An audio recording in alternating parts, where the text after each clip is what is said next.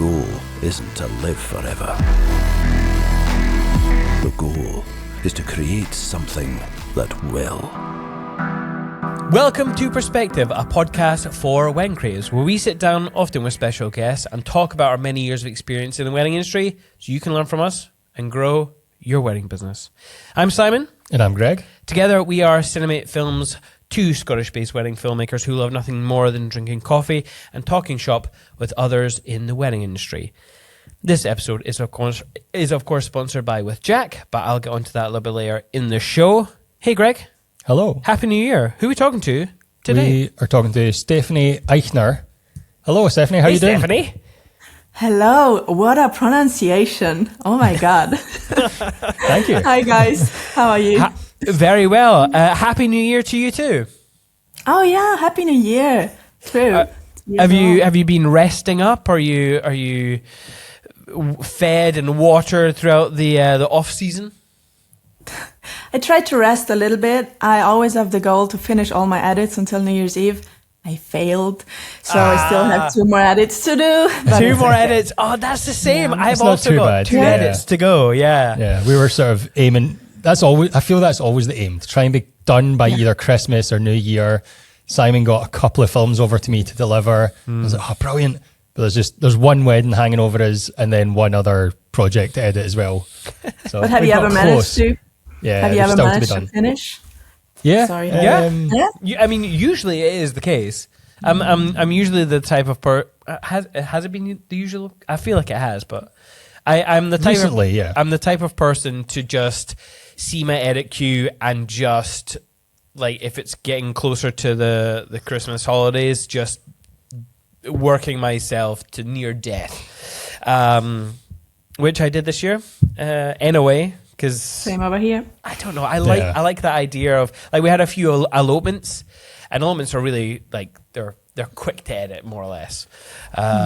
So I can get them done quite quickly. So I wanted to get them out just because it's nice to have more to deliver around Christmas. I don't know. It also makes me feel like Santa Claus. Yeah, it makes you come across as like over delivering. If you're like, oh no, it won't be ready till January, and like, here's a wee Christmas present. Yes, yes, indeed. Feels good. Yeah. Same over here.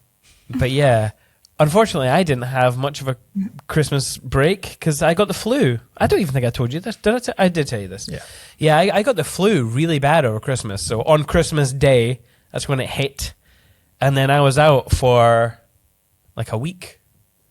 So terrible. But it's always like this. like Your Christmas. body knows it can shut down, and then it just like cracks down. I had the same after last wedding, just like falling like down dead into bed. Oh, yeah. I mean, I really like Christmas, so I'm always bummed out when I don't get to celebrate it in the way that I want. But hey-oh, life is back to normal, more or less. How's have you had any shoots recently, or like when is your next shoot? Oh, my next shoot is actually just in March. It's a ski wedding, so until then I'm kind of free. I mean, I have 2 more edits. Yeah, I'll do some more traveling. I try to just like do some workation, and then just coming back and yeah. Just easy. Are you a skier yourself, or? I grew up in the mountains, so everybody kind of is a skier. Like, you're 4 years old, they put you on skis. Right. So yeah, I'm used to like ski a lot, and I actually just shot one like a snowboard wedding before, and that was super fun. Yeah, so, like, 'cause it feels like you're a dolly, awesome. you know, you're on skis. It's nice. Yeah, I mean, on a purely practical level, how are you shooting? Like on the slopes the way you did? Like, are you just really confident on skis, and you just went handheld and relied on the IBIS of the camera, or are you running with like a gimbal, or? No, actually just handheld and on skis. Whoa, that feels like pretty good, I have to say. That was pretty good. It's fun, yeah. But it's actually quite stable because, I mean, it's not like walking. You don't like, you just like, True. Yeah. Oh, cool. So, on a slope like this. For our listeners who maybe haven't heard of you and seen your work, do you want to give them a quick introduction, who you are, what you do? Yeah, sure. Oh, hang on. Greg, tell your sister to stop calling during a podcast. How rude. Maybe it's someone having a question. Yeah. Maybe. We have a listener calling in. Question from the audience. Yeah. Yes. Who is this person you're talking to? Your mom asking me. Okay. How do you know? It's our only listener. Both of our moms. Anyway, Okay. sorry. Go ahead. Introduce yourself. All right. Yeah. I'm Stefanie Aichner. I'm a filmmaker and director. I'm based in Italy. I'm 29 years old. I also shoot wedding films with my brand No Matter the Weather Films. And as a director, I do commercials and music videos, fashion films.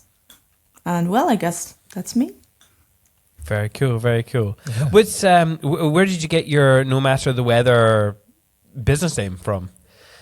Because no offense, you live in like a very hot country where it's just famous for its Tuscan sun, and we're in Scotland. It's like, really, no matter the weather, you're out, okay? Where did you get your name? Should we switch names? Well, you wouldn't want our name. Yeah. That's true. But I actually, the funny thing is that I love good weather. I could never live in Scotland. So it's kind of a reminder to myself to not be such a perfectionist and to not like focus so much on, the details that could go wrong. And I want the same for my couples. I want them to not focus so much on the little like decorations that are not perfect or the weather. Like even if it's rainy, if you focus on, oh shit, our day, it's going to be a disaster, then it's going to be like that. It's just about the mindset. And I want to just, also my videos, if you look at them, I think I try to not focus so much on the materialistic sides. It's more about the human connections. And that's what this name stands for. And I was looking for a name for a long while because I was still like doing a lot of commercial work and I didn't want to get it mixed up so much. Because in the commercial world, as soon as you say, oh, and I also shoot weddings, they look at you like, all right, I understand. And then you move away and you're like, come on, I want to talk to you. I want to do a big film with you. Yeah, professionals can do weddings too, Yeah. Also, it's pretty hard to try it yourself. Yeah. So you'd been filming commercially and then decided to move into doing some weddings as well. What sparked that interest? Actually, when I started filmmaking 10 years ago, and I started right away with weddings as well. But at the beginning, I never had like a real brand. I worked with different photographers, and it was always like something I really loved that felt really easy, just like super nice. So I always shot weddings alongside of that, but I was focusing more on commercial work. Also, I never saw so much potential in weddings. I never saw that there's so many different kind of weddings that you can improve yourself also so much. So just like 4 years ago, I think, no, 5 years ago. Yeah, kind of. I started with the brand. And since then, I also tried to look out there a bit more, like connect more to the wedding community. And from there, I saw like, oh, wow. I mean, I also got to film some super nice weddings. I was like, oh, there's so much more to it than just like these standard traditional weddings that's just like in my local area, for example. And you mentioned your wedding community. A few years ago, it must have been, we had a guest on. I think was it Dan Sawyer? Anyway, was it Eric? Maybe I'm thinking of the Depends French. What actually, you're Depends what you're going to say. They alluded to the community in, I think it was in France. Actually, now that I think about it, being kind of more competition rather than a community. Like he seemed to allude to the fact that there's just not much camaraderie in the industry. Now, granted, That was a few years ago, and he was commenting probably a few years ago, even further then. Is there a community now in the wedding industry with other creatives, or does it feel like it's more competition rather than your friends or whatever? Oh, to me, it feels like such a community vibe, like so much community vibes, I think. Awesome. Yeah, I think so very much. Like for me, it's just really, I think 2 years that I went a bit more into the community, because I was asked by a Wolf's workshop to film the workshop, and that's what was kind of my entry. And I was like, cool. Oh wow, there's so amazing people in there. And before of that, I always had like more like a community in my commercial world. Mm-hmm. And when I stepped out of that a bit more, there was this vacuum kind of. And then with Wolf's workshop, I could kind of like fill that hole with new people. And I really feel like it's like a lot of like friendship vibes. Yeah. In there. Of course, it's maybe different. We are like filmmakers. There are not so many filmmakers out there. So I feel like I could never send like a competitive vibe, because there's so much filmmaker work for us. Like I feel like as a photographer, it might be a bit tougher because there's so many photographers around. Yeah. Maybe. Yeah. Or how do you feel about that? Well, so Scotland's a small country, and in Scotland, so we're based in Glasgow, kind of like the bigger city, not the capital, but the bigger city. There's so many amazing photographers. Yeah, locally the community's great, and then even wider, like in places like Photography Farm or Way Up North, which I think is where we first discovered you, was when you won the Way Up North Award. Hell yeah! Like how's that impacted your business, or what did that recognition mean to you? Oh, really? Like I was always so bad at like showing my work, like going out there, like doing marketing and stuff. Yeah. My only skill is like doing, and what I love is just like filming and editing, and then that's it. So I think that was kind of like putting me there like in public, and then suddenly have like more wedding planners and photographers reach out. So now looking back, that was a big impact, like bigger than I thought it would be, because I was never like into awards or something. I don't know. But yeah, it doesn't make sense to do that. For me, it made like a big jump. I made a big jump, I think, since that. Yeah. Is it the fact, excuse me if I'm wrong here, but you are a solo shooter and it's just you doing the wedding films, correct? Yeah. Yeah. Okay, so you're essentially you're doing everything in your business: tax returns, editing, showing up at the wedding, all your pre-production, all your post-production. Like, there's a lot of work involved to create a wedding film. Is that the main reason why you've never been that good at putting your work out there, or is it more of a you just don't like putting yourself out there? Yeah, maybe it's like, there's a lot of work, as you just said. Yeah. So I'm always bad with those last 5%. You know, it's almost finished, and then it's just about to push through, and then I'm moving on to the next project. Yes. It's stupid, but I cannot reprogram that. I would need someone who's like pushing me through that last bit. And if you're in a film production, the others are like pushing you. Yeah. So they're like, you getting that done and you putting that out there, or like there's someone doing the marketing. And maybe, that was the issue. Yeah. But I always wanted to have my brand small. I didn't want to be dependent on a lot of people. So to me, it was always fine. Also, I like to have the full control on the day itself. Just like. Yes. Yeah. That being said, obviously, not every photographer will experience working with a videographer every wedding. However, it's usually the case, like 95% of the time, we are always working alongside a photographer. Do you find it's easy to share the creative control? I just shot one wedding with where there was no photographer. And I kind of felt a bit lost. I felt like naked. It was a bit weird because I love to have this, like, you know, just like someone to like check, oh, do we like this? Should we go there for shooting? I'm very, very adaptable also. I love just to work with someone. It's not that I'm not social. That's why I don't work with a second shooter or something. I want to have this like buddy on the day, or just like to say like, oh, what do you think of that dress? Do we like that? Should we do this? Should we do that? No, it's nice. Yeah. And also, I feel like the photographer inspires you so much, like especially if you do the you know, like the couple session. It's like, oh, it's interesting approach. And I think I learned actually the most from photographers at the beginning when I started. Like you learn about light, and because when I was like this baby filmmaker, I didn't know anything about like shooting. You know, that's how I Did you just show up with your camera and just point it in a direction? Like, that's it.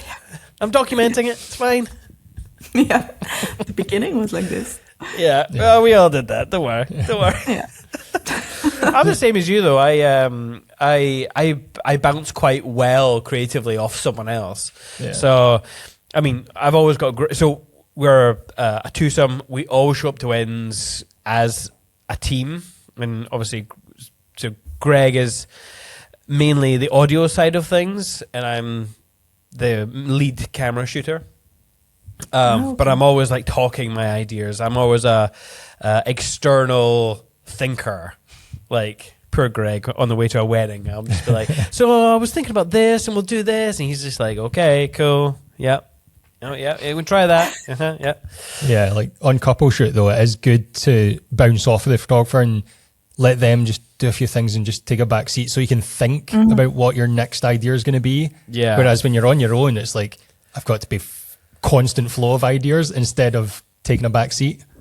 It's tougher. Yeah. That's when I can sympathize for photographers when they have like a posing guide or, you know, like go-to shots. I think maybe in the past, you know, we've kind of, I don't want to say been negative on that way of shooting, but it's always been more like, oh, you're showing up and you're not having any expectations of what you're going to shoot. It's just a couple. Whereas I can sympathize with photographers who have an idea in their head because, you know, especially for an elopement where it's just like, oh man, it's a whole day with the couple and, you know, there's no other people to film or to interact with. So it's, you know, you're offering an experience and then you have to be present and capture and create stuff. It's a lot. It's a lot. So, that shoot that you were talking about where there was no photographer, did you do some photos for them or did they just completely just have video? No. I mean, I always clarify that I don't want to do the job of a photographer because I don't want to push them to just like hire me and then maybe take screenshots or something. Because some couples, they have that idea, but I mean, I always tell them you cannot print them and it's just different. Also, it's more pressure on me then, so I don't want all the pressure. So I do always push them to also get a photographer, and I wouldn't do photos. No. How do you find this kind of new interjection of like more people doing more things? So there's a lot of hybrid shooters now. There's photographers who do video clips on the side, or there's content creators who are now doing, you know, the whole documentary edits. I feel like sometimes like videography is kind of getting consumed on both ends. You know, it's like before it's like, well, you hire a video person to not only get the cinematic stuff, but to also get the the good audio and the full documentary edit of like speeches and ceremony. But now content creators are kind of doing the full edits, and now you've got photographers who are now doing kind of like a highlights video, the kind of less cinematic, but more or less very similar. They might not be as proficient with their audio or spend as much time with their grading or their editing, but to clients who are kind of new, they'll be like, oh, well, if they're doing that, then I could just get a photographer and a content creator, and that's the best of both worlds. Are you seeing any... Are you feeling that at all as a videographer, or? I think I'm not a big fan of that, because I feel like stick to what you're really like good at and what you enjoy doing, and you don't have to do everything. And at the same time, I feel like if someone's doing everything, he cannot be like super good at doing everything. So I'm kind of not afraid of those people that do everything, because I think they maybe get like the low budget weddings, which you might not necessarily want to shoot. So maybe it leaves more space for the more big budget weddings where they say, okay, I really want to hire a professional for every topic, kind of like for photography, videography. So I mean, if people want to experiment, I'm always like for be curious and experiment, try video, try photo. But I think it's just for a small phase, and then find out if you want to transition to film or if you want to stick to photo. If it's seen as a experimental phase, I think it's okay. But to get really good at everything, no chance, I think. Yeah. I mean, if you're listening to this and you're thinking, ooh, I do hybrid. That's what we think of you. You're standing on our toes. No, I'm just kidding. I'm just kidding. No, I mean, I would be interested to hear your opinions on if you feel that you're kind of, I don't want to say a master of none, but like if you, you're kind of splitting your focus, I suppose, and how you balance that. But also, like, how is that on your business? Like, is it quite nice to just have full creative control and then essentially get extra money from the same clients? I want to hear from you. What are your... Sorry, but also I'm wondering, like, I think I couldn't do it to do both. I also have to admit, I think it's quite hard. Yeah. I don't think so.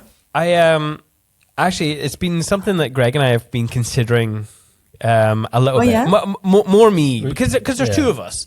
And so, you know, me, I've always loved photography, and I think I could do it. Yeah, like to be honest, up until now, we've been the same sort of mindset as yourself, where it's like we want to just focus on this and be the expert in that, and just do films.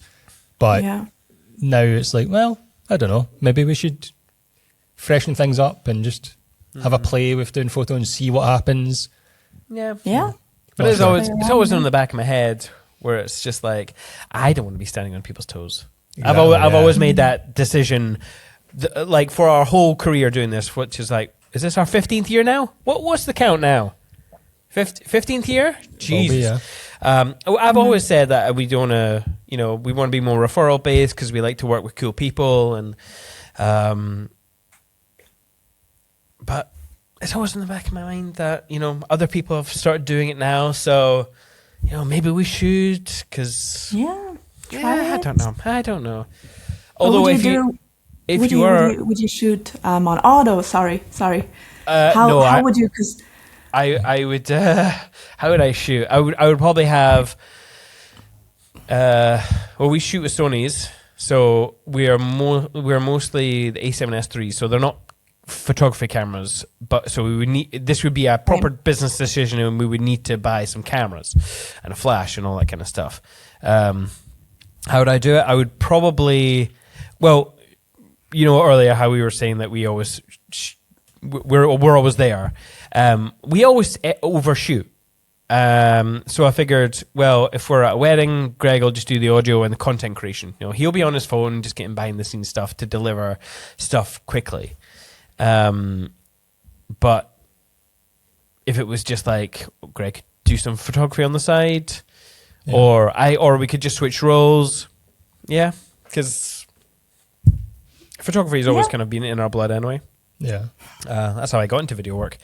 But again, just so it's always in the back of my mind. I don't want to stand on people's toes. And if you're a photographer who has recommended us in the past, We would never steal business. That is, I'm too ethical. I'm too much of a lefty, and I'm too ethical for that kind of nonsense. Anyway, Stefanie, I want to talk more about you and your influences, because obviously you've mentioned you do commercial work, you do wedding work. Do you have any specific influences outside of your industries that kind of help perfect your art, or? Wow, okay.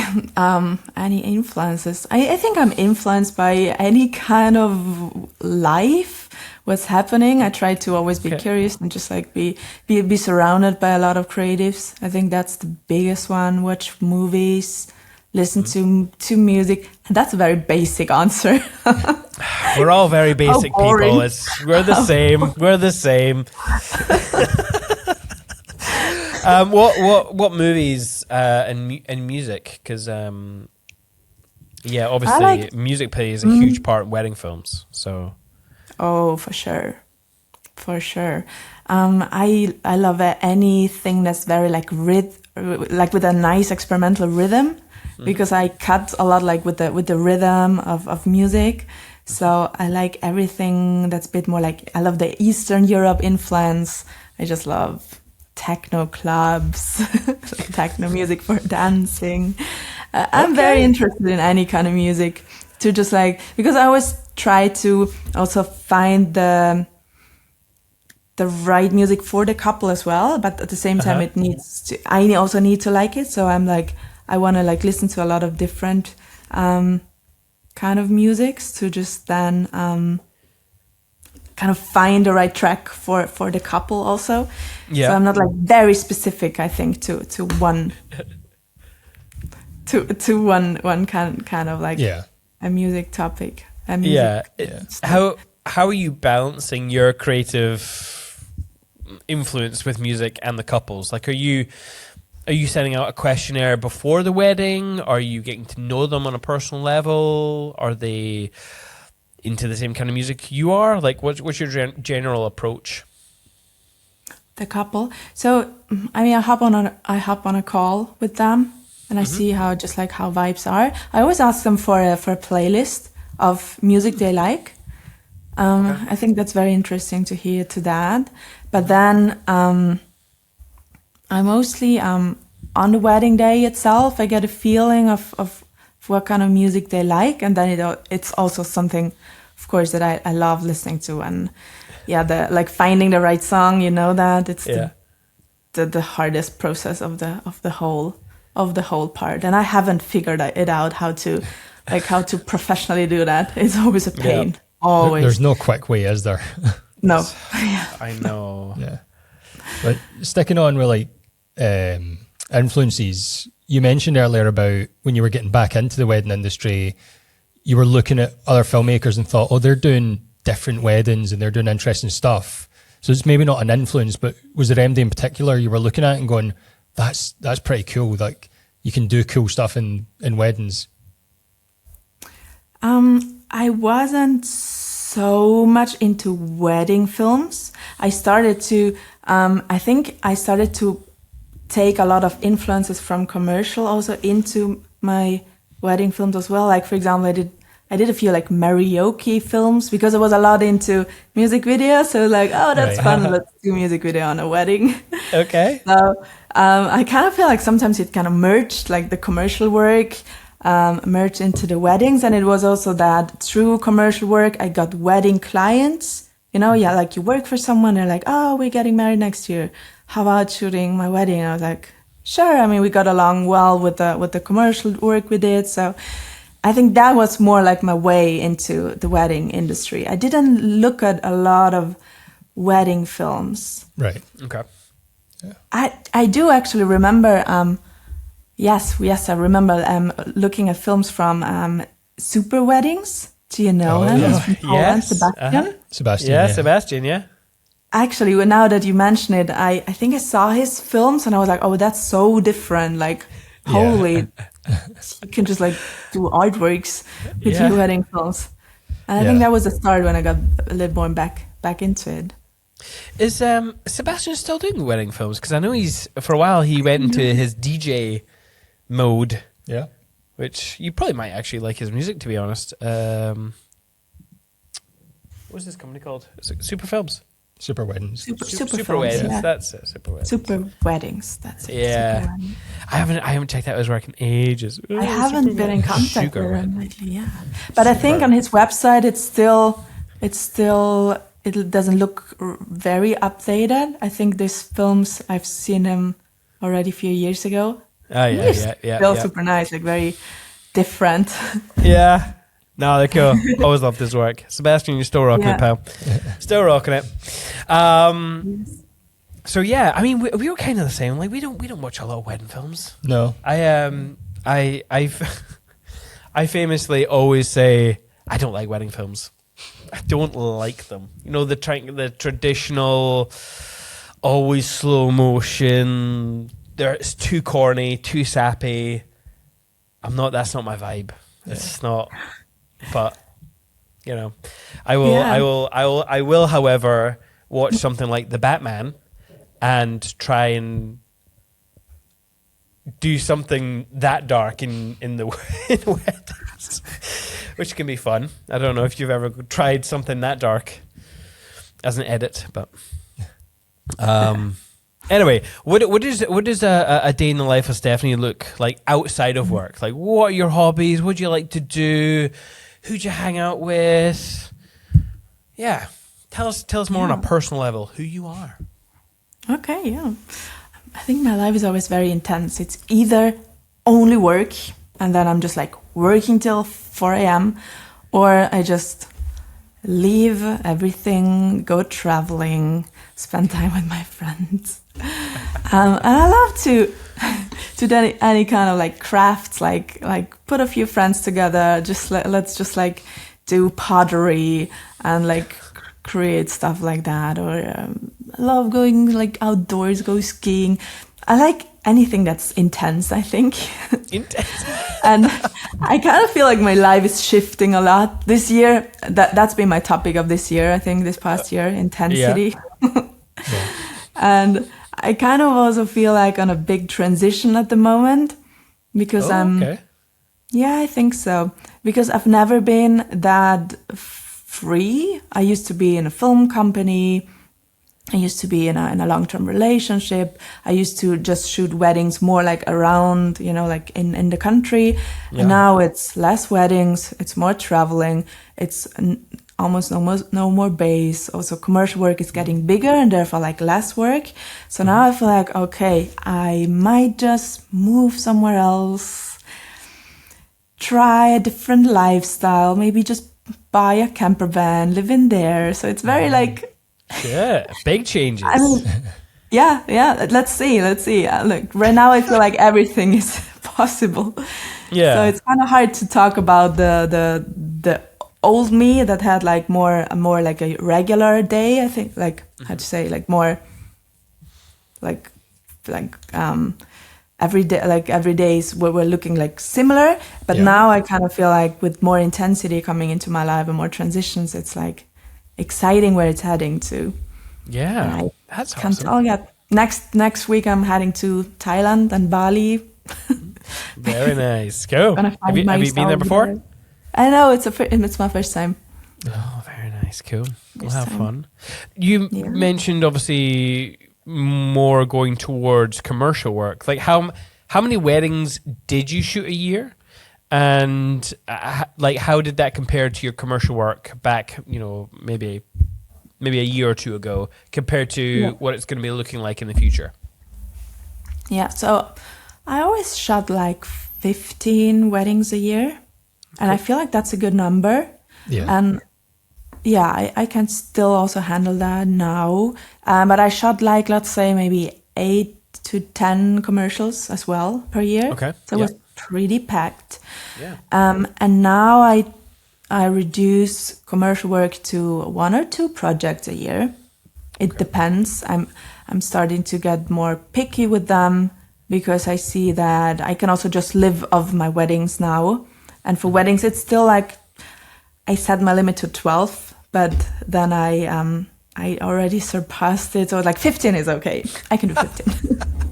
Yeah. Yeah. It's 15 now. That wedding sounds good. One more will be fine. One more. Yeah, I know. And then, elopements. Elopement. It's just half a day. It's just easy. I love an elopement. It's my favorite thing. If I could just do elopements, I would. Oh, really? 100%. Oh, 100%.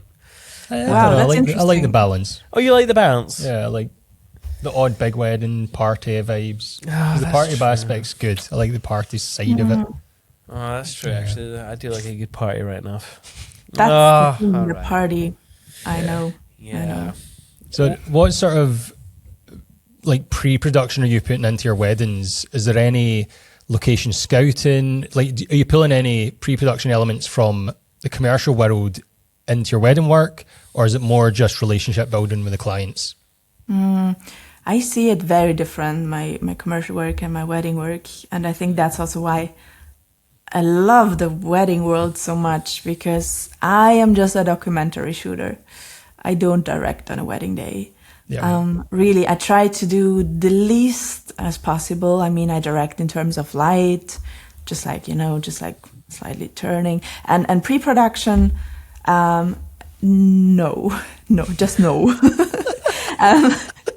I also don't do location scouting, because you know that first impact when you're at the location and you're just like, oh, I want to shoot this angle and I want to shoot that, and it's so fresh. I love that. That's why I don't like it so much when you're booked on a location you've been before already, because you don't have this first impact of this newness, So I really just try to get into stay healthy, do a little bit of sport, just to be in a good mindset to go on the wedding day, and then just be very aware, to observe a lot. I don't have a lot of equipment. I'm just there. I try to be really present, talk to the people, but it all happens on the wedding day mostly.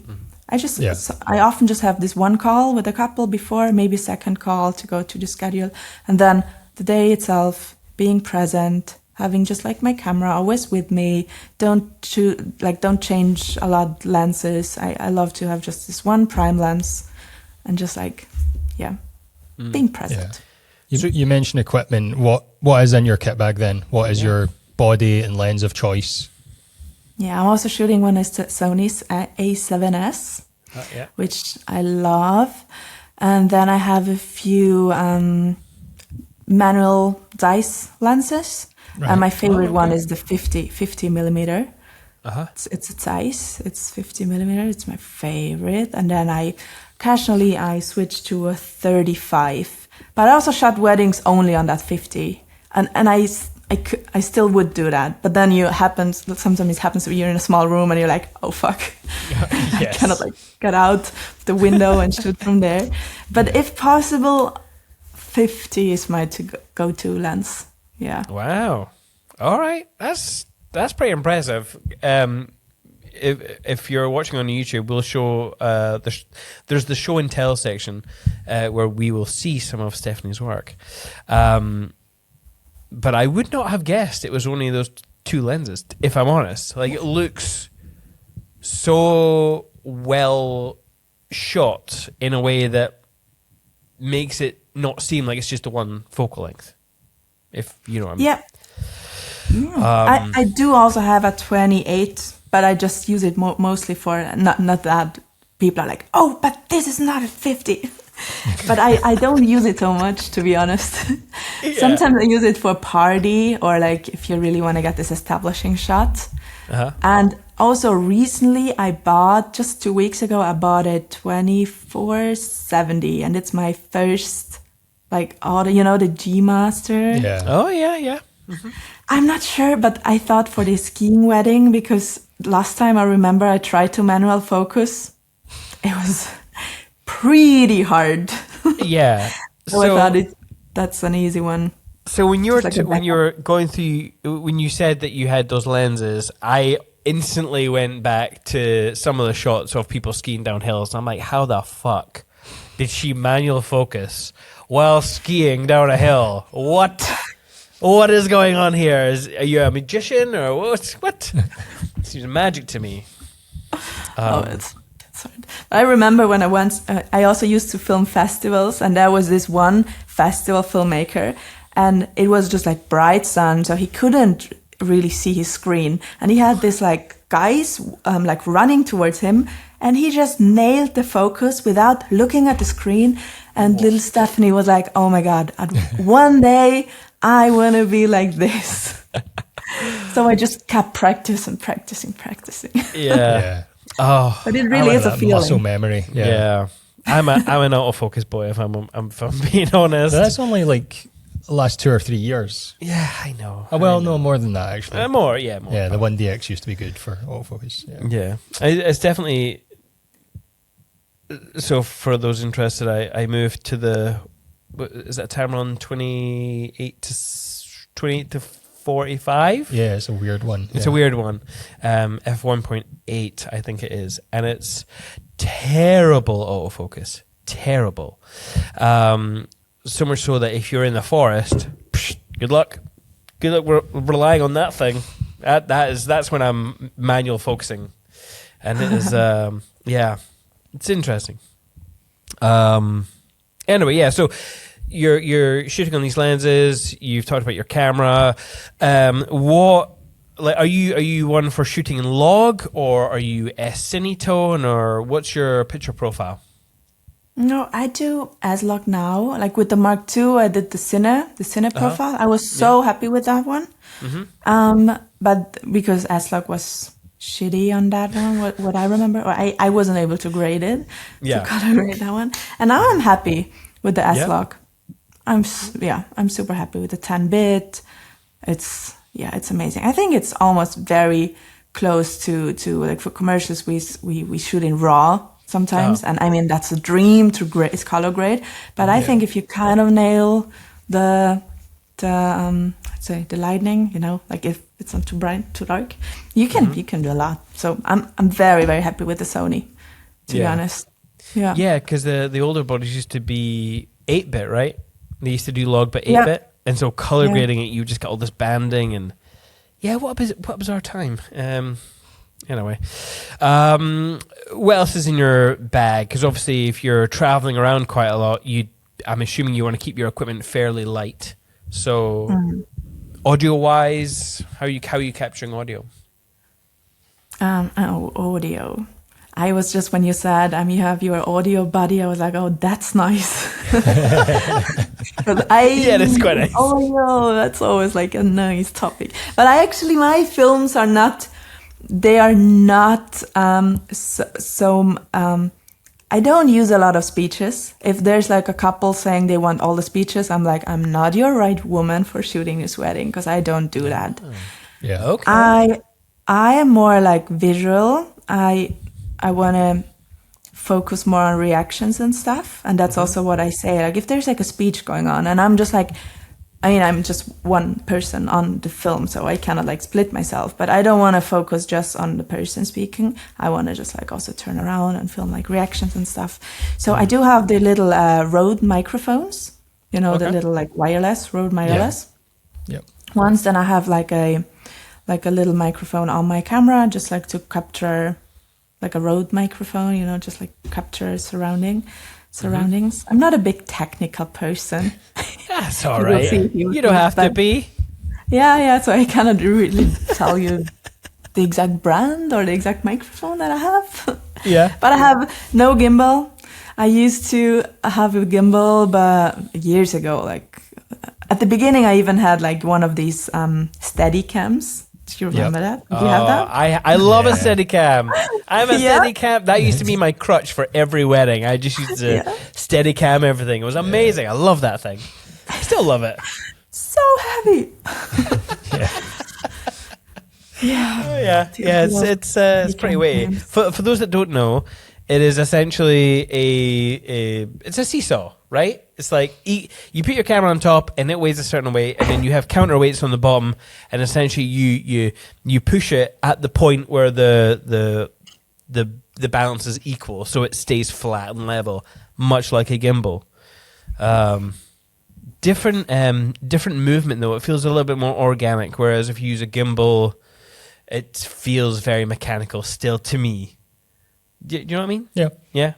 Okay. Yeah, you got this movement like being on a ship or something, there's just like left, Yeah. right. Yeah. It feels a little bit natural, I much prefer it in like TV shows or films when they use a glide cam still rather than the gimbal. It just feels so locked off, and I don't know. I like a little bit of organic movement to my moving shots. Anyway. Do you still have one? I still do, yeah. I know exactly where it is as well. You've not used it for a couple of years, though. I don't use it because, like I said, I got to a point where I was just using it just for using its sake.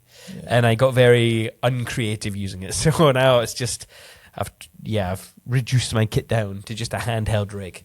But by God, But you would never sell it. I'd never, no way. I love it's that like a baby to you. It's like, I should hang it up actually. It should be like a momentous moment where I just like, when you put up your favorite guitar on the wall, you're like, that thing's a rock star right there. That will be my old Glycam. And I just, you know what? Stefanie, I'm definitely going to do that. I'm going to hang it up on that wall. It's happening. Please do that. Hey, I'm Ashley from With Jack. I'm one of the sponsors of the Perspective podcast. With Jack helps to keep photographers in business by supporting them financially and legally if they have problems with a client or they make a mistake in their work. We've all had that fear of our CF card or our hard drive failing and losing important photos. You can find out more at withjack.co.uk. Head over there and find out how we can help you be a confident creative. You mentioned your audio there and not really focusing on the person speaking and things like that. What are you delivering to clients? Like, do you deliver full edits of a ceremony, speeches, or like what's in your package? Yeah, I don't do full ceremonies. Also, I don't do full speeches. So what I deliver is I either deliver like a short video, which is like 3 to 5 minutes, or I do a 10 to 15 minute edit, which is like in a documentary way, also in kind of a highlight way, like fast-paced edit with music, a few like sentences of the speech you will find in there. Like I do also record but just like parts. I listen to the speech, and when I feel like, oh, this could be interesting, I record a few like sentences, but then I also focus again on like more like reactions and stuff. Uh-huh. So these are my two deliveries, and I started to offer the long video, which is the 10 to 15 minutes, only for one day plus the get together the evening before, because then it's just like more, I can get more material, and I try to focus more on this like shorter format, which is the 3-5 minutes if it's just one day. Yeah. Yeah. And so I do more of these this summer. So I'm excited how that's going to be, because sometimes it's also hard to pack it into such a short time. So I'll see how it's going. Maybe it's also getting extended a bit to maybe 5-6 minutes. Yeah. I'm still always experimenting. Well, we are making that change this year as well. Whereas previously, so if it's a wedding film, then it's a 15 to 20 minute film, and we will also make sure to document, full speeches, full ceremony in case they want it, but mainly so that we can kind of like choose which element of whatever story we want to take for the film, and that's kind of like the base layer, and then we layer over with B-roll footage. But this year it's moving down to 6 to 10 minutes. Yep. And I'm very excited about it, if I'm honest, because editing a 15 to 20 minute film is actually really labor intensive. Like, it's really tough. Yeah. And I actually feel like I might, people listening to this might think, holy shit, Simon's going to struggle with the 6 to 10 minutes, because like I said, Greg and I overshoot anyway. I definitely overshoot. And I want to give as much as I can in the film. Yeah. I don't like to miss stuff out. You're constantly saying, oh, but I want to put all of these vows in. And then you're like, but I can't, because it fills the whole film. Yeah. So, yeah, it'll be interesting to see how you manage to stick to your... You're an overshooter. Limit. Yeah. I'm an overshooter as well. I'm just good at kill your darlings. I mean, yeah, that's what it feels like sometimes. Like, yeah. Yep. Well, since you don't do the documentary edits, like the full ceremony, full speeches, like, are you feeling more like, are you looking at content creators in a different way from us? Because if they're starting to do it, is that going to eat into your client base? Or, I mean, obviously you don't offer anything near what a content creator would. That's madness. But are you feeling that? Do you ever think maybe I should set up a wider angle just to document fully these things, or do you just, this is what you want to do? You want to create the short ones, and that's what you're going to stick to? I think business-wise, it could be a good idea to just include more of it. Always when they ask me like, oh, could you record full speeches? I'm like, it would actually be quite easy. I put up like a tripod, I put like a second camera, or just like my phone, you know? But then I always remind myself, what is it that you want to do? Like, what is it that I'm passionate about? And that's not it. And I'm afraid that it will head in a wrong direction. Because as soon as you start something, you just like, you start this path. And I always want to like check in, okay, I really want to do what I love doing. And that's also the thing with weddings. Like, I know I love shooting weddings now, this next year maybe as well. But after that, I'm also okay with moving to something else. That's something that's how I want to approach life. That I always want to like check in. Do I still like it? Do I want to change something? Do I want to move on? And that's why I just don't want to start offering it. Yeah. Hey, I get you. Yeah. If you don't want to do it, don't do it. Absolutely. Yeah. So you're on a wedding day. You've done all your pre-production. Or no pre-production. What? Or no pre-production. Or no pre-production. You're rocking up to a wedding. How are you approaching the day? What are your first thoughts when you get on site? Okay, I want to be there early. I want to have a coffee before. Yes. I want to see where I put my bag, because sometimes I forget and then I freak out because I don't remember where my stuff is. Yeah. Yeah. First, let's say maybe half an hour. I just wanna like walk around, talk to people, just see that everybody's like feeling good. Just see where we're gonna do the getting ready. Just see where the ceremony is gonna happen. Just like check in with everybody and just like see that everybody's comfortable with me. I have my camera with me already, so they kind of, because I always want to get the guests like used to having me around with my camera.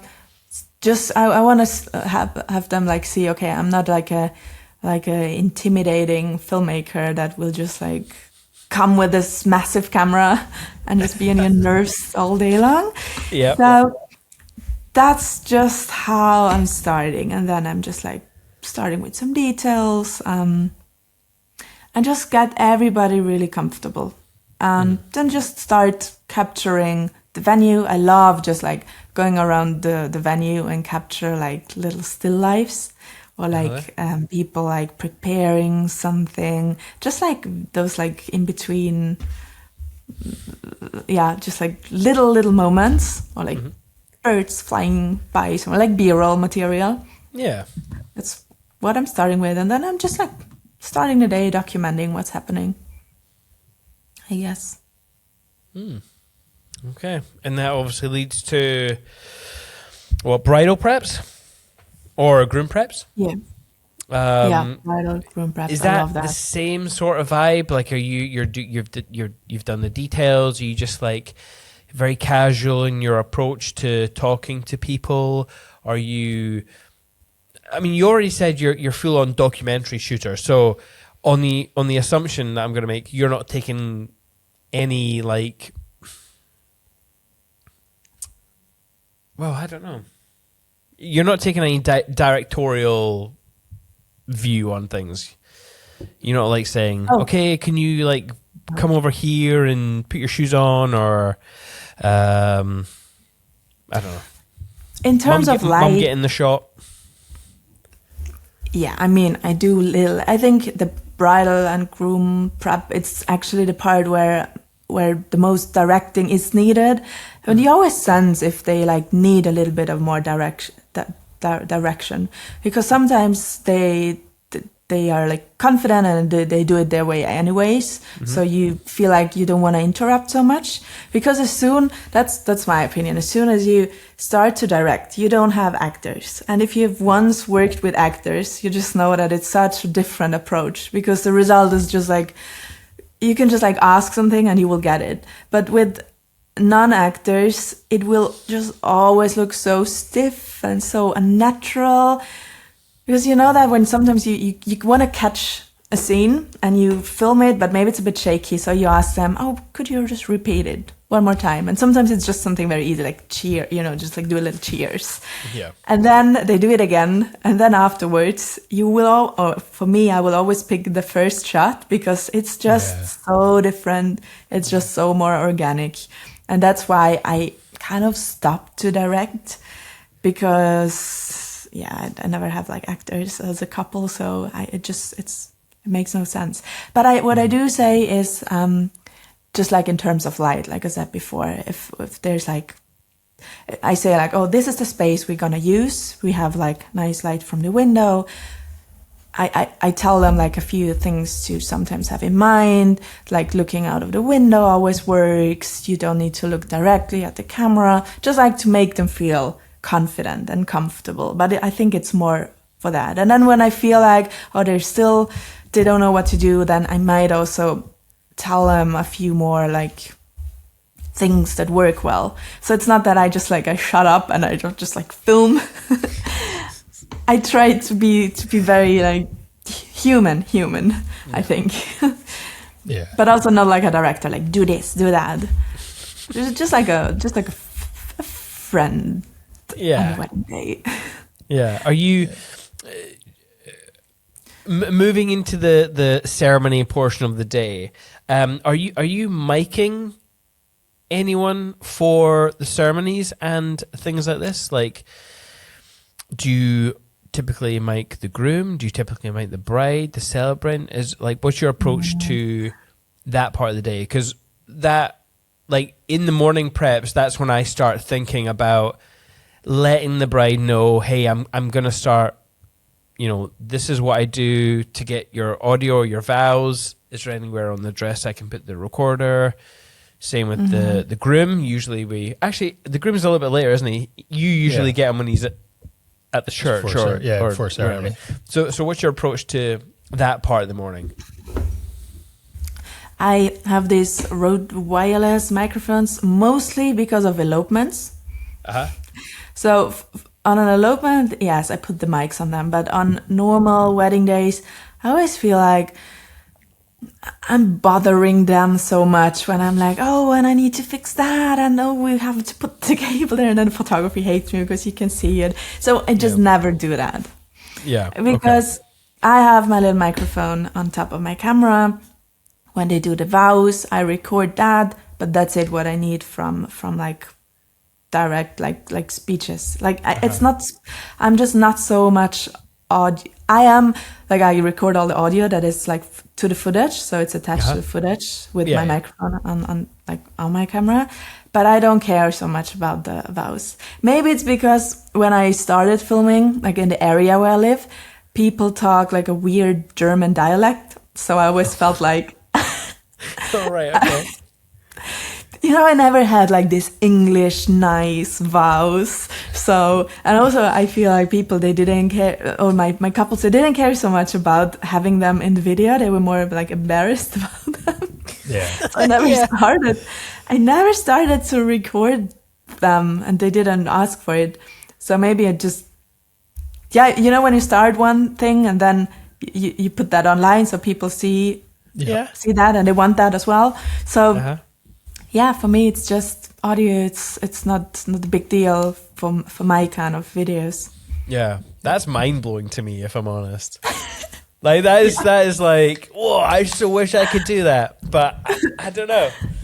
It's all about if it doesn't excite you, don't do it. And I was like, oh, I hate audio. Yeah. I don't do it. I also did videos where I didn't even record it, so it was just like music. Yeah. But now I like some like real sound because it gives you just like more, I don't know, like more being there. I actually, that's actually one thing that's missing from my rig is an onboard good mic. I think I maybe mentioned that to you last year. I made some changes, made my rig too big, and now I do miss that on-camera audio. But then at the same time, it's because we like to mic everyone up, there's always that audio to grab from, so it's never... Our films are driven so much by the dialogue. Yeah. There's not much space to fit in some Foley or natural audio. Yeah, that's why I'm like, my mind's blown by the fact that you don't mic anyone. I'm like, what? That's amazing. But I mean, you could get one of these little. There's like Sony made these little microphones that go on the hot shoe. Yeah, they're so small and so easy. You don't have to switch them on or off. Yeah, that is true. That is true. Yeah. We actually use. Are you talking about the TX 650s, the little black ones? Probably. Yeah, those are the ones that we bought some Rycote wind covers, and so one mic has got that on it, and I just shove it in between the breasts, essentially, in the dress, if there's enough room for it to grab hold, or sometimes I'll slip it down the side. But that's how I mic a bride. Because I don't like wires and stuff like that. I feel like if you're listening to this and you have trouble miking brides, a Sony TX650 or something smaller, like I know there are smaller little round mics that you can get now, fit perfectly in a wedding dress, fit perfectly in most wedding dresses. Yeah. Not all, but if you don't want to go down the road with a lav mic on the dress, that's a good, nice, easy fix. Yeah. When it comes to like the edit and the storytelling, would you say that you're pulling a lot on your music background and music films, things like that? Is that where the sort of theme for your films comes from? Yeah, I think that's the first step. So I kind of create a timeline with my music. So I kind of know which parts are going. And then when I have the music, like when I have this timeline of the music, then the fun starts, I always feel like. Because then the structure is like, it's there. And sometimes I also do, for the longer videos, I start with one or the first part of it with the music. Sometimes I even switch it, but music kind of like creates the base, I would say. And then on top of that, I can just like mess around with the clips and and get creative. Have you had any couples with like out there music tastes that you've had to go really outside your comfort zone to incorporate their kind of sound? Oh yeah, like sometimes you have this. Because I used to when they had like a music wish, and then I used to go for that one or two times, like very like a cheesy song. Oh. But then I feel like the whole editing process is just like so much more exhausting because you listen to that song over and over again, and it just doesn't inspire you. So I just stopped doing that. Now if I feel like music taste is like, oh my god, then I'm just like, oh no, I forgot it's my grandma's birthday on that day. I cannot shoot your wedding. That's hilarious. Because I think as a photographer, you know, like we constantly listen to this music. That's why we cannot like listen to other music. So we have to make this editing process as like enjoyable as possible.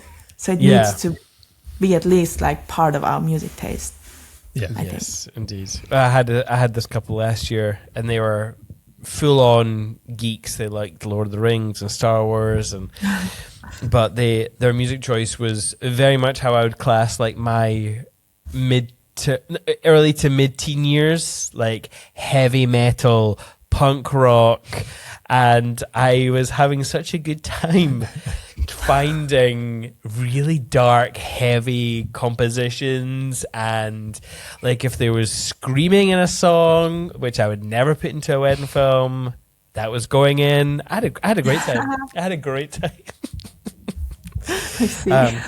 So yeah, more couples like that, please. More couples with unusual music tastes.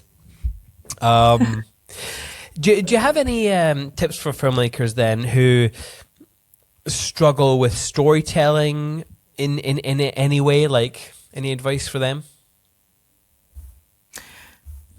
For me, at the beginning when I started filmmaking, the most important thing was, I think, to try so many different kind of films. Like put your friends together and just like do a little short film, or do an image video for a company, or do a music videos. Like music videos is the best way to practice, because with a music video you have the structure already, because you have a song, so you kind of have these limitations, and in between these it's easier to get a storyboard, to get creative.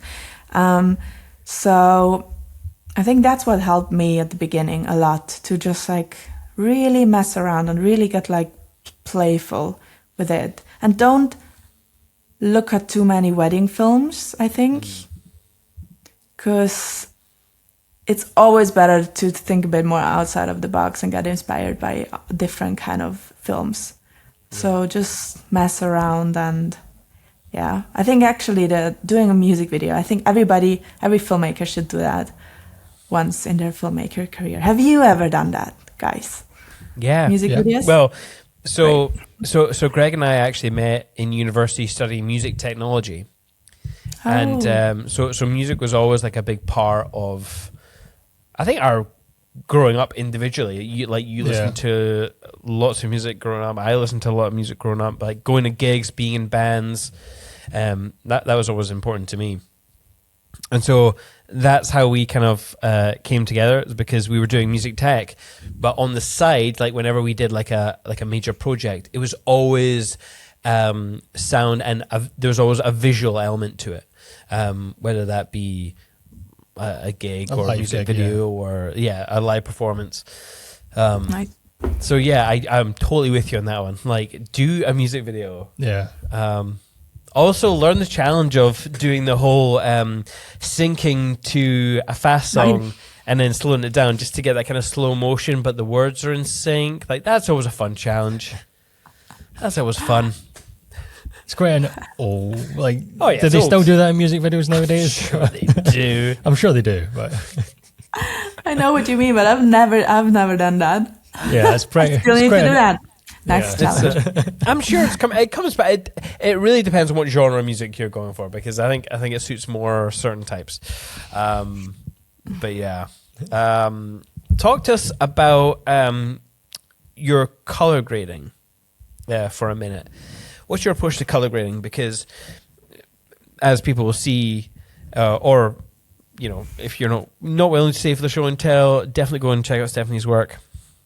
Your color grade is fantastic. It's really lovely, and obviously I can see, like, through your lens choice, you've got a lot of bloomy highlights. It's quite rich in color. Yeah, tell us about your post-production color grading. So I think that 7 or 8 years ago, I made this LUT, and I'm still using that one because I was nerding into it so much. And I somehow, at one point, I was like, yes, these are my colors. So for weddings, I kind of created this color look. And I still don't know if it's the same way of doing. I think now it's probably easier to do your own LUT. But as soon as you have, I think as it's easier to just like create your color look, and then you're just like faster with weddings. Because with weddings, I don't want to like go on DaVinci and color grade each clip and nerd into the very details. I need something that's very like adaptable. And this color look, it really works. It works for outdoors. It works for sunny. It works for winter weddings, for indoors. What I do in color correction is just like slightly small corrections. And also on the day itself, I try to really nail it, so it's not a lot of post-production, because for weddings I really don't spend a lot of time into color correction, because if it's Really? I mean, you know it, if it's a 15-minute video, you cannot go through every clip and just like go into skin tones and all these little details.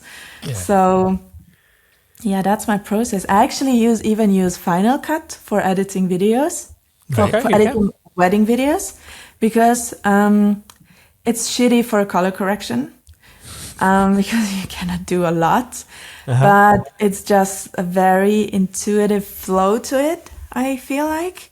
And that's all about when editing videos. I feel like it's for me, the editing is also then a very emotional part. And with Final Cut, I can just like mess around more, because you have your audio always attached to your clip, so you can just like drag it around without like destroying so much. So with the magnetic timeline, you can just like create more of an art. It feels like more like doing art when editing, I feel like. And then there's not much space for color correction, so it's my LUT that works really well. And but yeah, it does. I mean, I think it looks great. And you're right. It does. It does work for both inside and out, which is, I find, quite rare to find a lot that kind of does that. I feel like ours does that to a degree. When I chuck it all on the timeline, this is one massive adjustment layer. Like that's it. If all the clips are like balanced enough, then that color grade works on everything. I'm sure people don't actually do that. Well, maybe they do. I don't know. I don't know what other filmmakers do, but I'm very much a lazy person when it comes to color grading. I don't enjoy color grading. Don't like it. Don't like it. So I just very quick color grades and then loads of grain. My favorite. Yeah. And I see actually now I'm looking at your work, I'm like, oh yes, I forgot how much Stefanie likes grain as well. Yeah. Yes. I just recently I got the dehancer. Do you know that? Yeah. And maybe it escalated a little bit at the beginning. With the also the bloom and the grain. Oh yes. Yeah. So you know what? Right enough. Well, so funny because I wanted Greg to buy me the dehancer as well. I never did get you to do it though, did I? Can't remember. But there's one thing. Maybe one of those subscriptions that we pay for. That's the nice thing. It's not a subscription. Is that one-off? It's one time. Okay. Yeah. Nice. Well, there. I don't think I did that. There you go, Greg. There you go. No, the reason, because I think I mentioned this before. I mentioned your lens choice, and I mentioned the bloom that you get. I'm assuming that you add more bloom then with the dehancer because your work is very bloomy. It is bloomy. It's bloomy. I also have a Pro Mist filter on my camera. Yep. That's the secret, guys. Yeah. Oh, yeah. Oh, I love a Pro Mist. And I never really clean it, so it's even more misty. On the ND filter, it's also always a little bit of. Well. Yeah, that's the secret to any good film. Just leave the shit on your lens. Yep. Dirty up that lens, and you're good to go. That's the secret, people. That is the secret. And everybody likes us, all brides like some shiny, bloomy skin. Yeah. Mm-hmm. So the older the bride is, the more cream and stuff you put on the lens. Yes, exactly. Yeah, more bloom, more shit on the lens, but.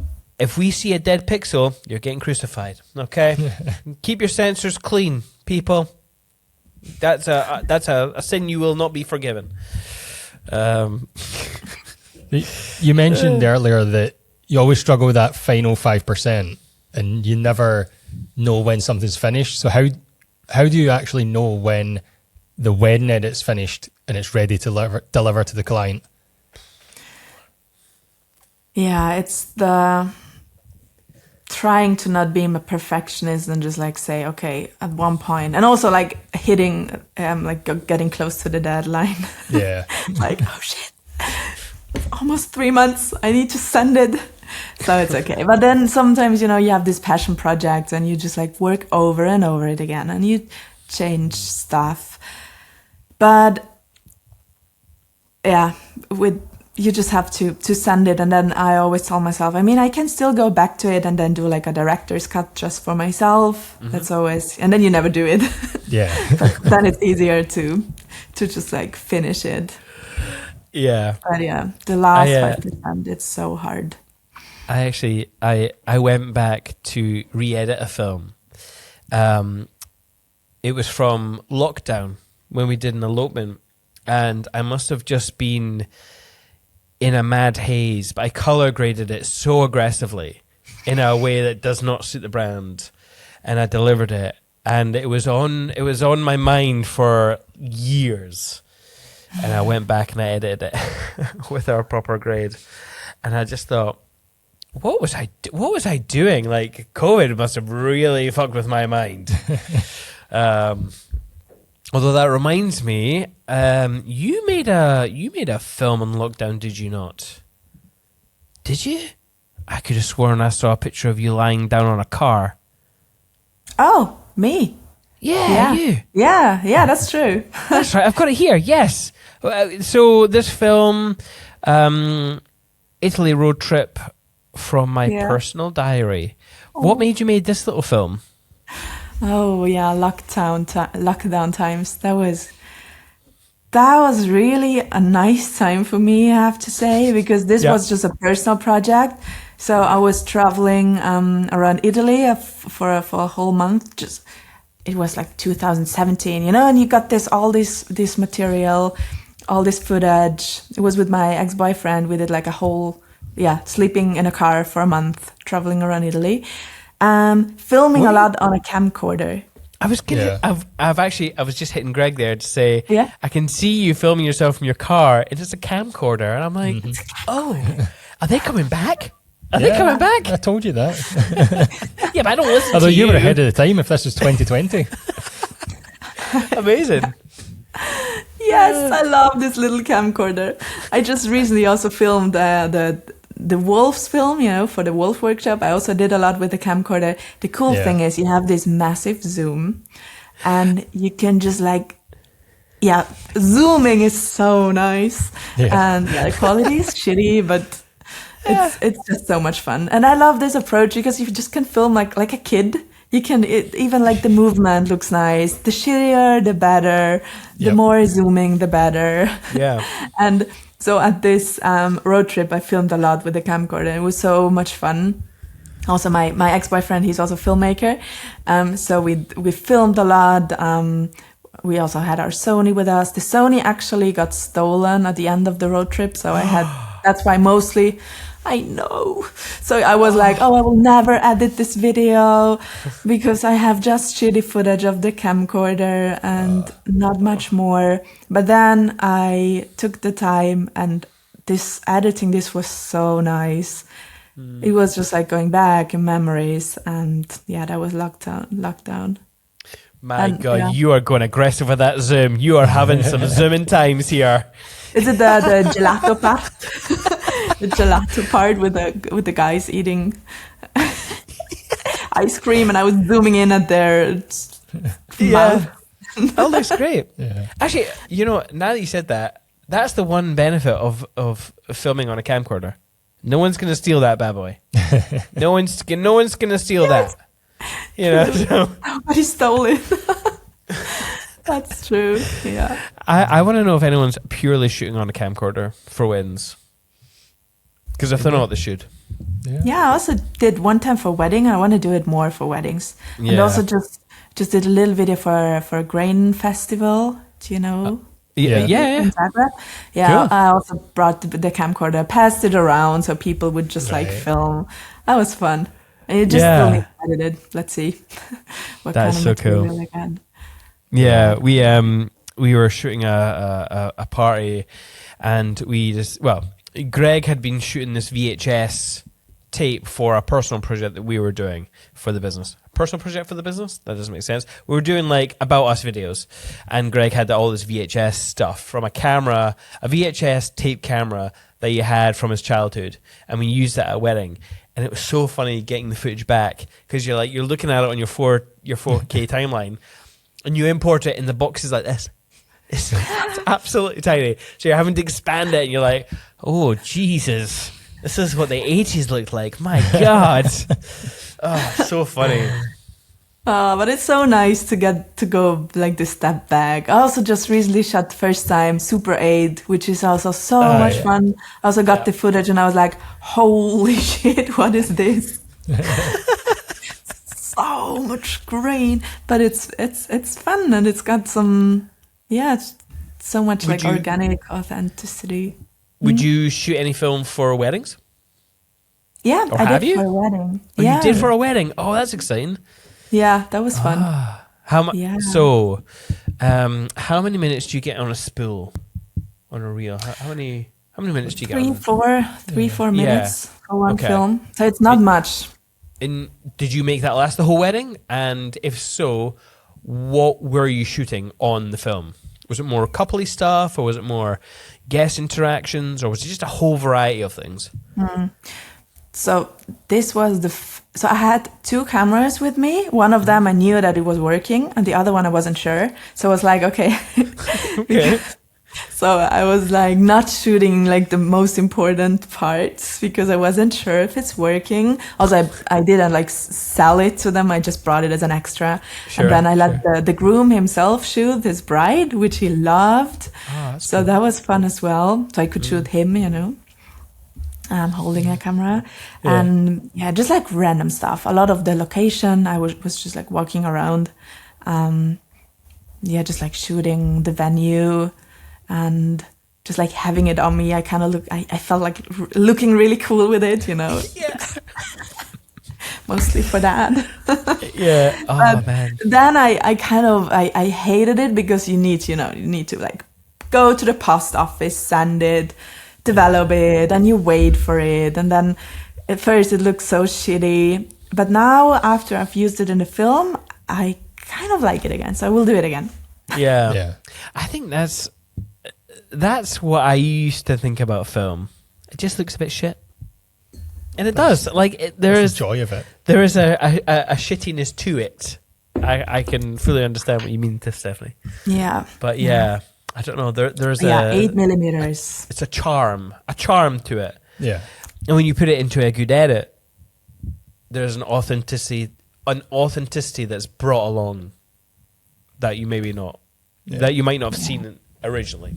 I feel like I'd be too, like, I wouldn't overshoot with it. I'd go the opposite way. Oh, whenever I'm using my like film photography camera, I'm always like, nah, it's not worth a shot of that. So I feel like if I was using like 3 minutes of film, I'd be like, nope, just overthinking things too much. I did like 1 second. So like, super quick. But I do prefer like 16 millimeters because it's not that shitty and you get like a nicer texture. I just recently shot a commercial on that. And if possible, that'd be nice to also bring to a wedding. But that film camera is a bit bigger, also a little more expensive. So not sure yet. And Can you for commercial it works well because it's like planned, so you can shoot exactly what you've planned. So that's cool. Can you recall the prices for finding a lab, posting it, getting it processed, getting it back? Do you know the price? Can you remember? It's about, so buying the film is like $40, 50 maybe, and then developing and scanning it's like 90. So it's if you say like 150, you're good to go. For one film roll. So it's okay. All right, cool. For 4 minutes of footage. 4 minutes. At most. Oh my God. Rent, show and tell. Yeah. Okay. Show and tell. So, Stephanie, I'm just double checking. Can you see the television? Oh yeah. Okay. So I have selected. I actually think maybe you sent us this one. But you also selected But it. I also coincidentally. selected it, so I wanted to talk about it. And we've also got a commercial piece. So this is a Dolomite full wedding. can you tell me more about your process here and anything that troubled you during the shoot, or just tell me anything you can about this elopement. No, wedding. Wedding. It's a wedding, yeah. It's fun that you picked this one, because this one taught me that you can also fuck up sometimes and then mess around in edit and make it work. Because oh, now I'm intrigued. What did you fuck up? What did you do? So this was a Jewish wedding, and you know they have the tradition of stepping on the glass. Mm-hmm. Yes. And so I was a bit nervous, like, when is that gonna happen? Because I never had that on a wedding. So I was, just like a little nervous. So the ceremony started, and I, they just like walked down the aisle. So I just started. I haven't even like spoken or anything. Just like everybody sits down. I step backwards towards a candle in a glass, like something like a big glass, and it breaks. And everybody's like looking at me, and I'm like, holy shit, that was the stepping on the glass part of me. Wow. So that was very embarrassing, and that kind of like threw me off a bit. And then everybody was like clapping then, and I was like, oh, holy shit. And then it continued. I was like, oh my God, Stefanie, please just now take care. I was like ready for the part where they step on the glass, like having the nice framing of the glass where they would like step on in a few seconds, and then suddenly the guests behind me, they would like applause, and I love these kind of shots, like people that are clapping and just like cheering. So I turn around and I film them, and in that second I hear like and I'm like, no. So I missed it. Oh, damn. And after that, I was so harsh on myself. I would blame myself the whole day. I was like, because I felt like this wedding, the couple was amazing. The guests were so nice, like internationally, and they had so much fun. So I thought this is going to be a portfolio wedding. And then I just fucked it up so much. But then, and then I was like, okay, it's just this one part of stepping on a glass. It's not in the video. You will not find it. Yeah. And then, the video turned out nice. And I even won the best wedding film of 2023 for it. Was this the Way Up North one? Yes, exactly. Oh, amazing. Yeah.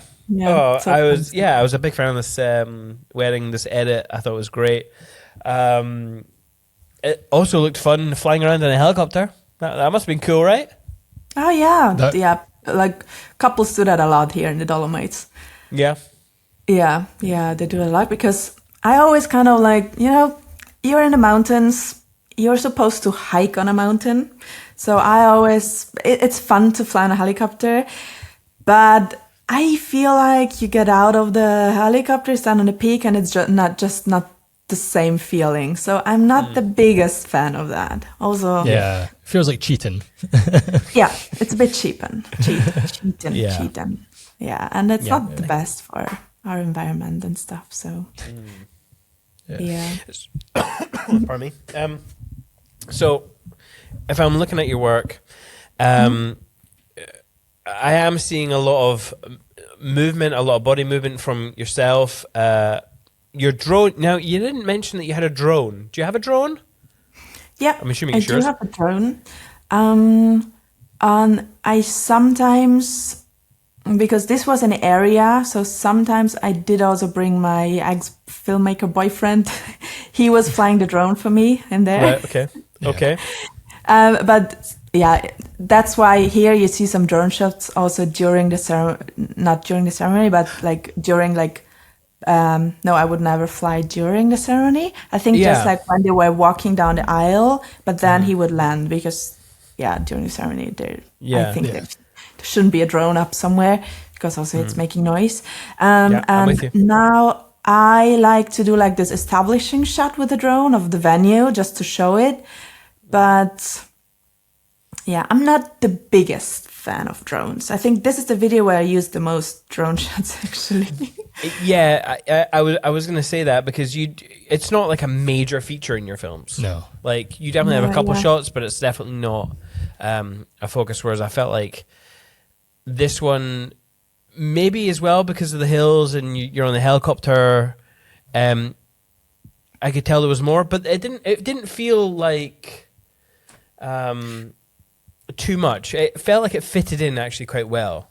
Okay, yeah. Thematically. I feel like it sometimes gives a lot of distance, you know, to the it has like more like a distant feeling. I like to be more like underground and like more into the scene and not just like this observer from outside.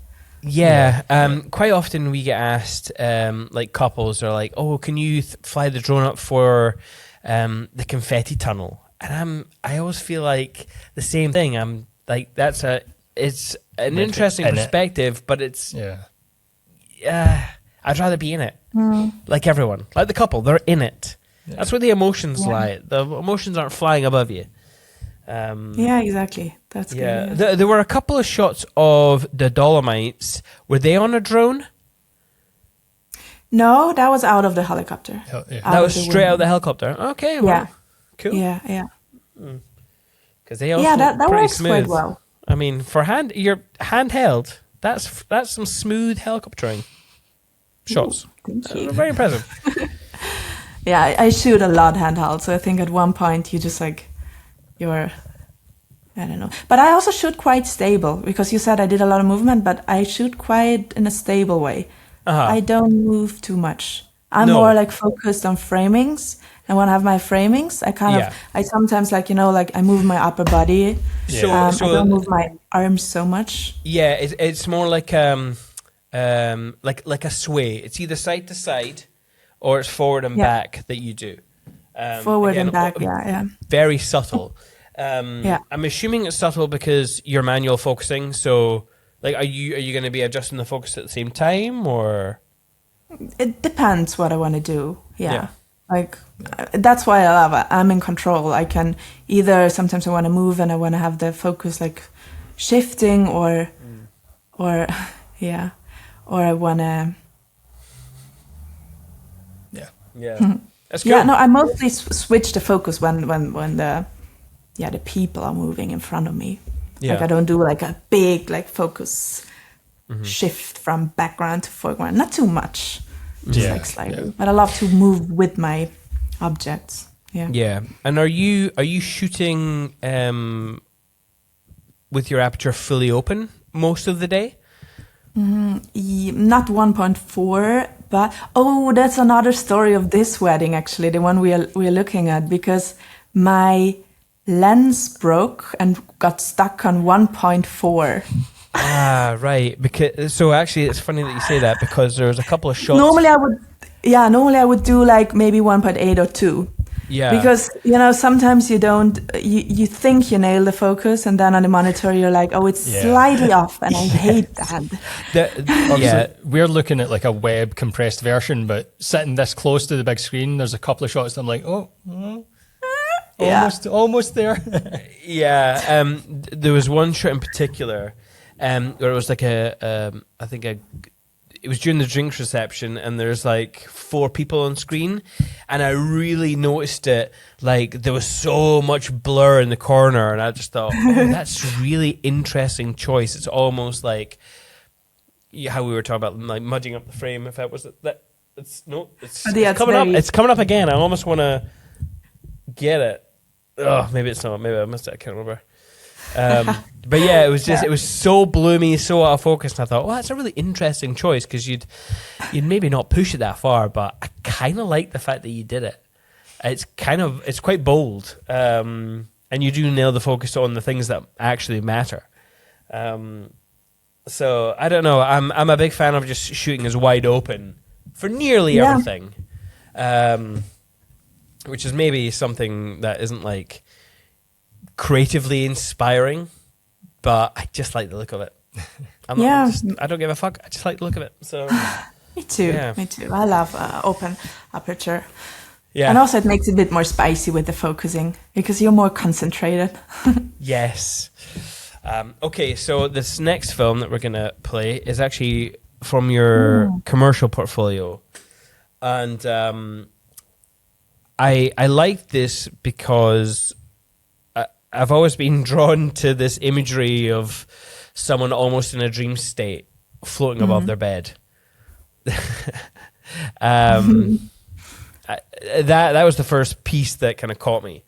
But I do want to hear more about this. Obviously, it's your commercial work, and I didn't really know what it was a commercial for until the end. So I want you to tell me about this project. I want you to just give me as much information as you can about this. Sure. It's actually quite old. It's been before COVID, I think. Oh, okay. It's 5-6 years old.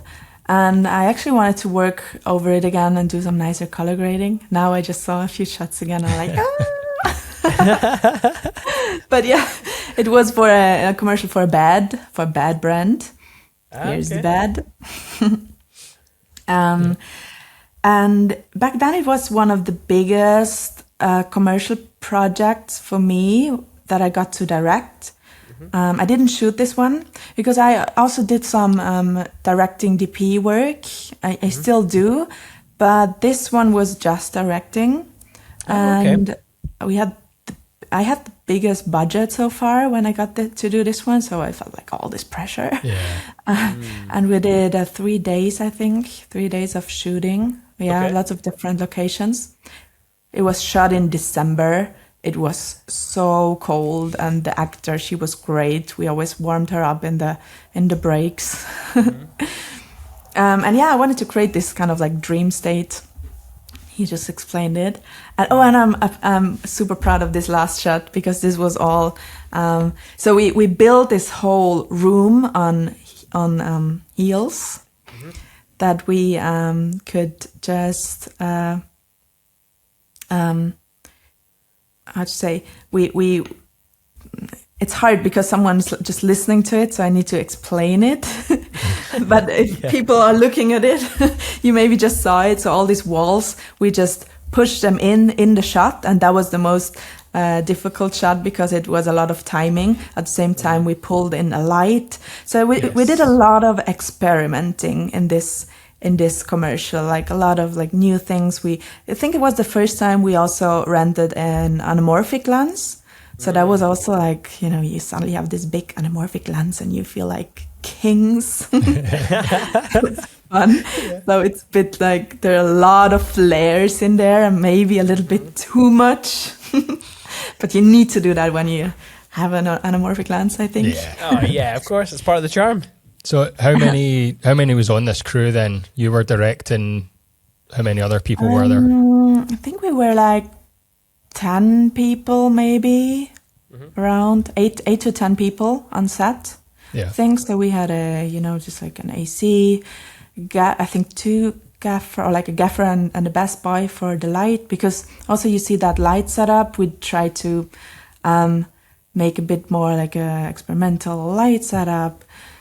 But always very self-made. Like we are more, this was done in my film production company. We are more like a group of friends, and we always said that like having fun on a set is the most important thing to us. Of course, the result as well. But that's what I loved about working with my film production company, because it always just felt like a few friends hanging out, creating something, building stuff that we would use for sets. And lots of loose information there. Sorry, I wasn't prepared that I have to get into detail so much of the work. But yeah, no, that shot came out with the walls enclosing and the light going on. It was nice. Good transition. But yeah, a big fan of it. It's old work. Yeah. Obviously, there's a lot of elements to it. Probably the one that always intrigues me is the underwater stuff. Mainly because I used to have this aspiration of making something like that for weddings, and I never got around to doing it. So any underwater stuff is interesting to me. Where did you shoot the swimming scenes? The swimming scene is actually not underwater camera, but it's a swimming pool that has a glass on one side. So we were just like pressing the lens against the glass, you know? Very nice. That's cheating, but very nice. How else could you bring a red underwater and an anamorphic lens like That's very true. That's very true. Was that, in terms of like location scouting, was that like a hard thing, or did you know you knew kind of where to go for that kind of shot? I mean, I knew that I wanted an underwater shot. So the producer first like suggested like to like build something, or I mean, we also suggested. I mean, I'm not so much into the pre-production there, because you have like people that, you know, are just like, you're just like, oh, I would love to shoot something underwater. Oh, I want the underwater look. So we came up with the idea to shoot like with the swimming pool with the glass. And I was like, oh, that works as well. And that makes no difference. Yeah. Otherwise, I think another time we shot like with the aquarium. That works as well. You know, you have like this aquarium, you put the camera inside, and then you cannot go like really deep underwater. Yeah. But you kind of see, I like that look when you see like the surface of the water. Yeah. That's nice as well. Yeah. Yeah, that's cool. But yeah, it was nice work. Even if it is like 6 years old. Nice work. Well done. Oh, thank you. Well, that brings us to the end. So thank you very much for spending what is about 2 hours with us. Oh, wow. Oh, really? Yeah. Do you have any book recommendations or anything that people should go look at for inspiration? Just maybe one book that inspires me a lot is The 4 Agreements, if you know that one. It's a nice life advice. It's about not taking things personal, don't make assumptions. And I just always like, especially when you work with clients and stuff, sometimes if you're a very emotional, very sensitive person, sometimes it's hard to take feedback, to take like harsh feedback or anything of that. So I really like that book. And maybe a film I just watched recently. Do you know The Triangle of Sadness? Love that film. I've not watched it, but it's been on my list for a while. I've just not got around to watching it. But that's something that pops up to my mind now. Oh, yes, I've not seen this. Yeah? Oh, cool. It's a really nice movie. Yeah, I'll check that out. Oh, sweet. Great. Well, where can people find you online if they wanted to check out your work, whether that be your wedding work or your commercial work? Where can people find it? You can find me on Instagram. I have 2 Instagram accounts. One is for wedding. That's No Matter the Weather Films _line. Oh, what's that? I don't know. Underscore? Film _films. And the other one is my name, Stefanie Aichner. And then I also have a website, which is nomattertheweatherfilms.it, which stands for Italy. And then I have stefanieaichner.com, and there you can find my commercial work.